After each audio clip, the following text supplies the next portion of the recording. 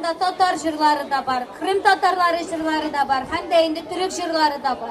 Bu kolektif indi nişançı yıldan birleşikliği siz elesiz. 6 yıl, 6 yıl işlep kilelerinde alar. Hem siz hazır olar çıkışında işletip gidersiz.